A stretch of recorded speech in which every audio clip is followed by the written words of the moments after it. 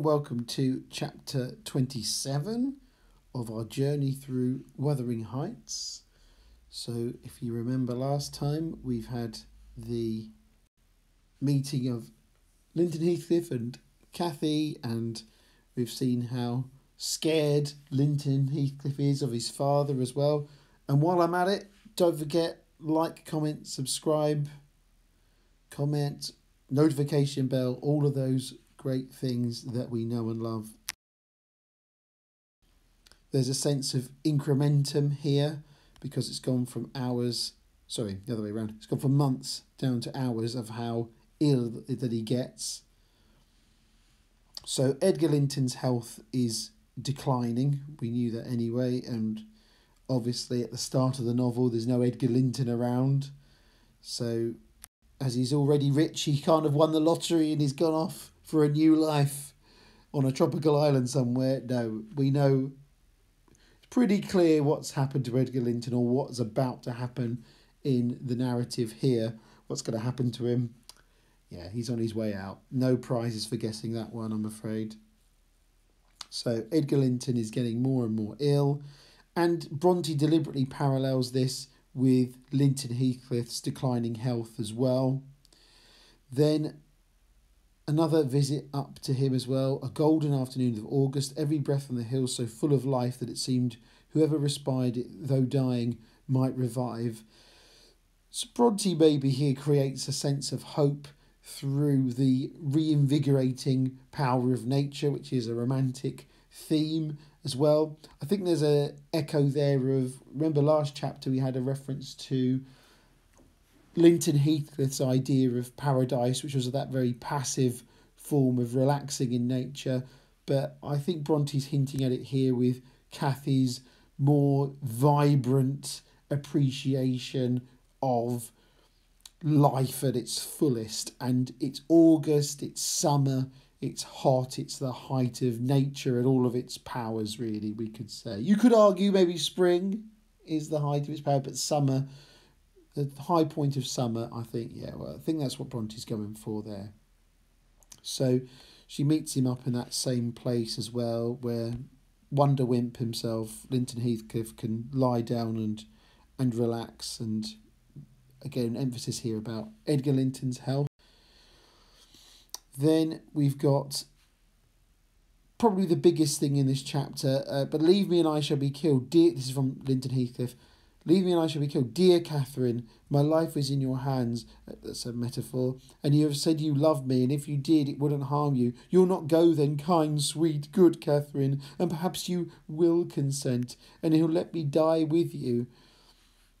So you can see how Bronte conveys the sense of panic here. There's all these exclamatory sentences. There's an interrogative here as well. Actually, there's another exclamatory sentence there as well.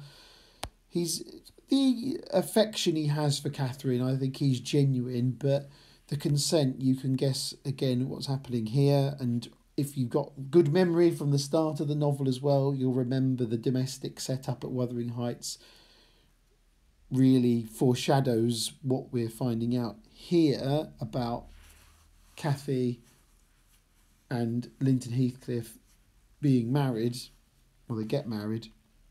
But as we've described him as Wonder Wimp already, don't write that in any essays or assignments that you might do. Don't call him Wonder Wimp, that's just me having fun. But he's on the way out himself, isn't he, effectively? So consent to what? Her magnanimity provoked his tears. He wept wildly, kissing her supporting hands, and yet could not summon courage to speak out. So again, he's really... Oh, sorry, he's been threatened as well. I mean, I should be more fair to Linton Heathcliff. You know, I describe him as Wonder Wimp, but he is effectively living in an abusive relationship with his father, isn't he, who intimidates him and bullies him, and he is weak. You know, Linton himself, he's ill, so maybe it wouldn't be so cruel, but he is. Even if, you know, well, I don't know. I'm gonna get myself in trouble with him. I'm not. Luckily, they're not real, so I can't get told off. I think maybe I'm being a bit unfair to Linton. I think Bronte probably does expect us to sympathise with him as well, even though he's far from perfect as a person. But in terms of the life that he lives, he is terrorised, really, isn't he, by his father? And for that, we should feel pathos for him. And it definitely affects him as he is. But I might still refer to him as Wonder Wimp sometimes because of his reactions. But yeah, we'll give him some fair consideration there, I think. Then it's something to see you so near to my house, Nelly. How are you at the Grange? Oh, I feel like I should do my Heathcliff voice because this is Heathcliff. I should do my Tom Hardy Heathcliff. It is something to see you so near to my house, Nelly. How are you at the Grange? Let us hear. The rumour goes, he added in a lower tone, that Edgar Linton is on his deathbed. Perhaps they exaggerate his illness. Of course, he would want to know this. Noblemaster is dying. I replied it is true enough. Because Heathcliff would obviously delight in this knowledge as well. Heathcliff wants to know how long he's going to last, Edgar Linton, because obviously Heathcliff has got plans himself. Because that lad yonder seems determined to beat me, and I'd thank his uncle to be quick and go before him. Because he's got his plans to marry his son off to Cathy and then effectively get his revenge on Edgar Linton, get hold of all the money, raise his own power, then that suits his purpose. I think he would still technically, even if they didn't get married, I think he said himself he recognises he would probably get all the money, but it's much more secure if he does it this way because it's a patriarchal society. It favours men, and patriarchy links to like fathers, and so Heathcliff is a father here. The money will go kind of up the family tree, back up to him. So that's why he wants Linton, Heathcliff and Cathy to get married, because it's all about power, really. It's all about money and revenge. And he won't even live. He doesn't even live at Thrushcross Grange. We know that because that's where Lockwood's staying. So it's not about getting a nice house for himself. It's about power and revenge. And he doesn't care if people are dead. He can get revenge on them. That's what he's done with Hareton, bringing him up in the way he is. Because it was like revenge on Hindley. He doesn't care if someone's dead. He still wants his revenge because it makes him feel good as a character, as the way that Bronte has constructed him. Then, Lively, he's showing the great distress I answered. To see him, I should say, that instead of rambling with his sweetheart on the hills, he ought to be in bed under the hands of a doctor. So further to what we were saying about how Heathcliff abuses him, I mean, he doesn't even give him proper medical care that he needs. So Bronte depicts Heathcliff as being very far from an ideal father. Linton Heathcliff is really just a tool to, I'm not insulting him again, I'm not calling him a tool this time, but he is a tool, as in a utility device for Heathcliff to obtain power and revenge. Linton had sunk prostrate again in another paroxysm of helpless fear caused by his father's glance towards him. I think I'm allowed to call him Wonder Wimp there. Again, am I? No. Am I still being too harsh? There was nothing else to produce such humiliation. I'm too harsh on Linton, aren't I? Too harsh. Poor Linton. Before all sorry for him now. Now, said he with curbed ferocity, I'm getting angry. And if you don't command that paltry spirit of yours, damn you, get up directly. I will, father, he panted. Only let me alone, or I shall faint. I've done as you wished, I'm sure. Catherine will tell you that I have been cheerful. Keep by me, Catherine. Give me your hand. Take mine, said his father. Stand on your feet. There now, she'll lend you her arm. That's right, look at her. You would imagine I was the devil himself, Miss Linton, to excite such horror. Be so kind as to walk home with him, will you? He shudders if I touch him. So there you go. There's a little special guest appearance from Tom Hardy there. There we've got more demonic or devil references to Heathcliff there as well, who shows some self-awareness about how intimidating he is, I think we could say there. Obviously, talk about Bronte doing that as well. Kind of illness imagery here of plague. My house is not stricken with the plague, Nelly, and I've a mind to be hospitable today. Sit down and allow me to shut the door. So in Gothic literature, you've got the villainous man. There's lots of symbolism of locking women up and locking keys, doors, secret rooms, all these kind of tropes of Gothic literature. He shut and locked it also. I started. So that's, which means started, I mean she was startled. That's how we'd say it. She means like she's shocked because he's locked the door. And obviously he is a fearsome, intimidating, dangerous man. So that's where that comes from. This is a really useful quotation here for Heathcliff, for his character. How she does stare. It's odd what a savage feeling I have to do anything that seems afraid of me. Had I been born where laws are less strict and taste less dainty, I should treat myself to a slow vivisection of those two as an evening's amusement. This really demonstrates Heathcliff's cruelty, and vivisection is like cutting open animals and experimenting on animals.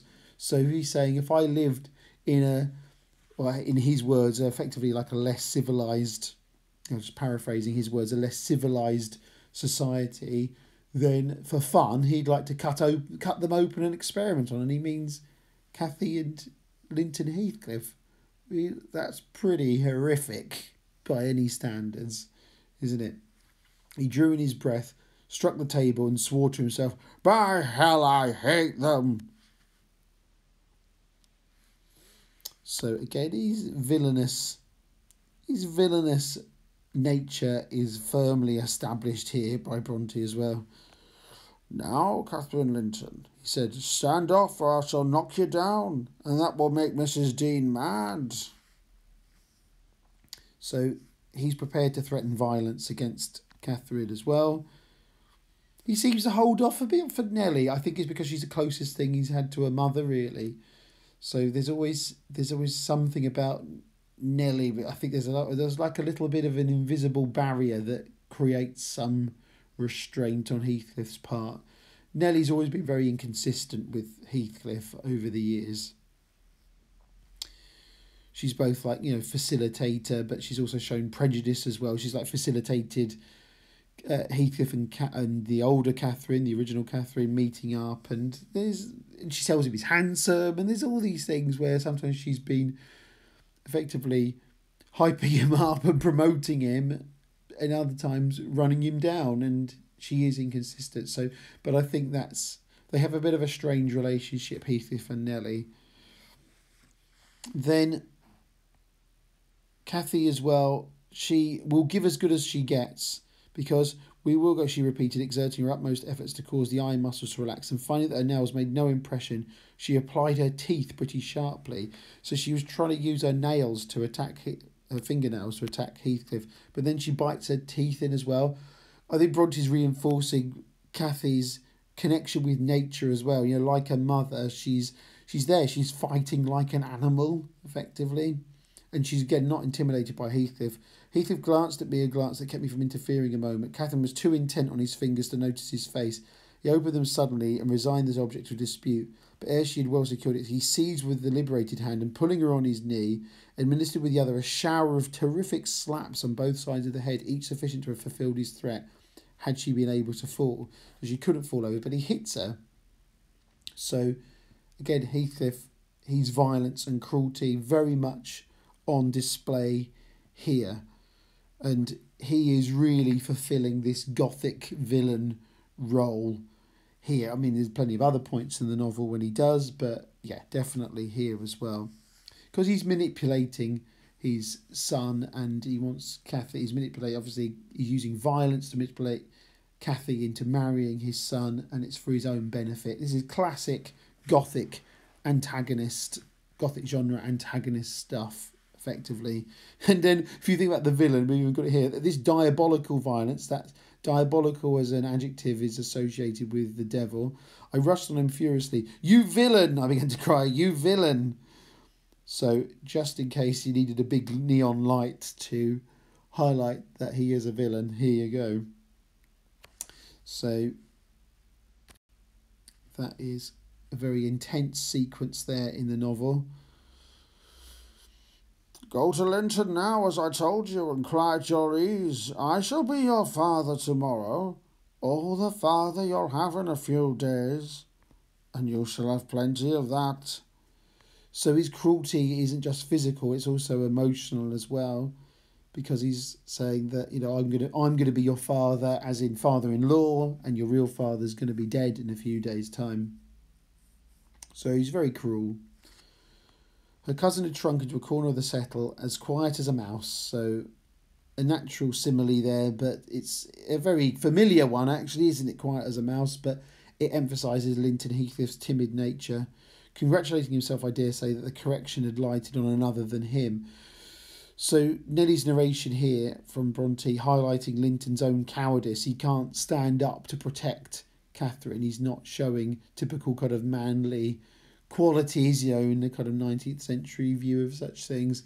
He's not standing up to Heathcliff, but instead in a cowardly way he's just grateful that he wasn't hit himself. Wash away your spleen, he said, and help your own naughty pet and mine. It is not poisoned, though I prepared it. I'm going out to seek your horses. So this was his tea that he's made, and the poison reference is quite interesting as well, I think. He's not poisoned it. So he says, but no, he hasn't poisoned it.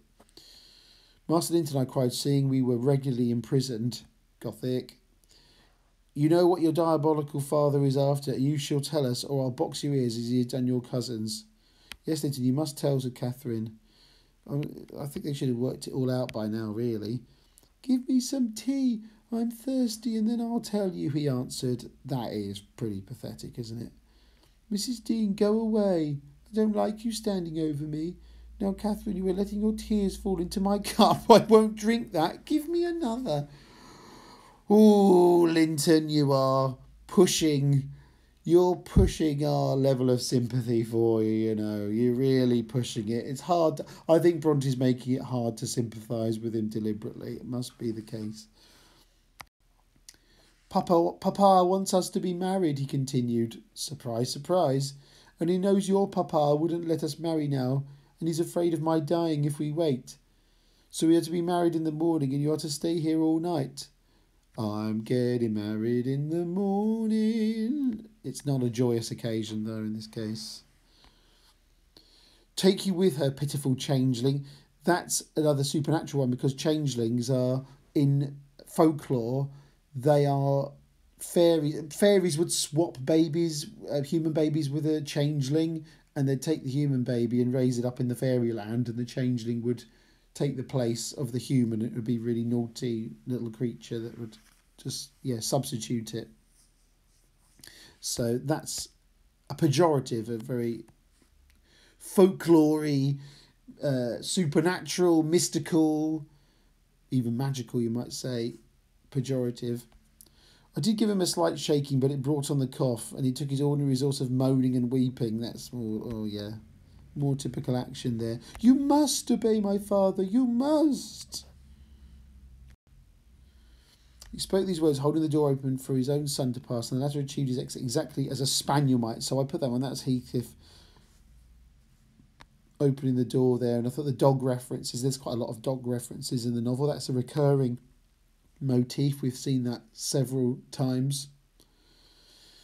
Then, I promised to marry Linton. Papa would like me to, and I love him. Why should you wish me to force to do what I'll willingly do of myself?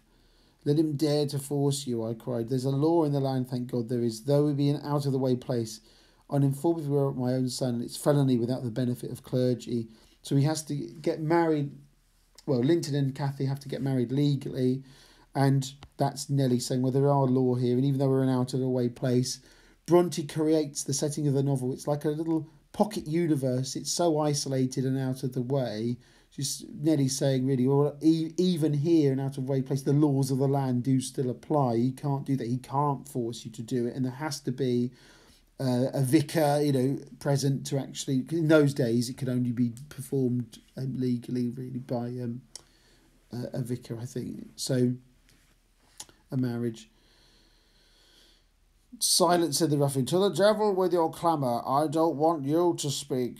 Miss Linton, I shall enjoy myself remarkably in thinking your father will be miserable. I shall not sleep for satisfaction." So again, that's his cruelty there as well.